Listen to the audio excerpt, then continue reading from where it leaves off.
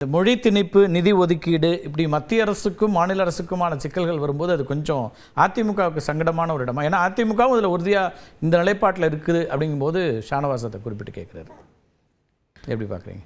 பேரறிஞர் பெருந்தை அண்ணா ஒரு பெரிய தீர்க்கதரிசியாக தான் இன்று வரை பார்க்கப்படுகிறது. காரணம், இருமொழி கொள்கை தான் வந்து எல்லாத்துக்குமே நல்லது அப்படின்றத தான் பாராளுமன்றத்திலையும் தெரிவிச்சிருக்கிறாரு. அதைத்தான் திராவிட கட்சிகளும் இன்று வரை அதை பின்பற்றிட்டு இருக்கிறதா தான் நம்ம பார்க்குறோம். ஒரு மாநிலம் வளர்ச்சி அடைந்ததா அல்லது வந்து வீழ்ச்சி அடைஞ்சிருக்குது அப்படின்னு பார்த்தீங்கன்னா, நீங்கள் இன்றைக்கி இருக்கக்கூடிய சரக்கு மற்றும் சேவை வரியில் எடுத்துக்கிட்டிங்கன்னா, இந்தியாவிலேயே அதிகமாக சரக்கு மற்றும் சேவை வரியில் அதிகமாக மத்திய அரசுக்கு கொடுக்க வேண்டிய நிதியை நிறையா கொடுக்குற மாநிலம் மகாராஷ்டிரா.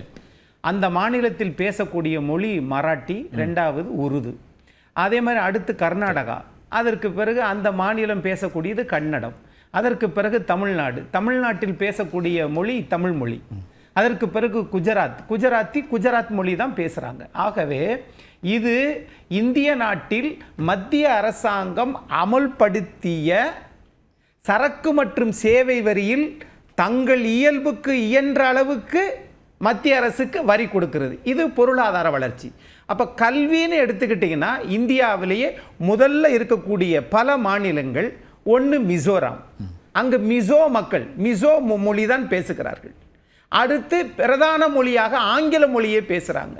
ரெண்டாவது லட்சத்தீவு, அங்கு மலையாள மொழி பேசப்படுகிறது. மூன்றாவது கேரளம், அங்கு மலையாள மொழி பேசப்படுகிறது. ஆகவே கல்வியிலும் அதிகமாக பேசப்படுகிறது.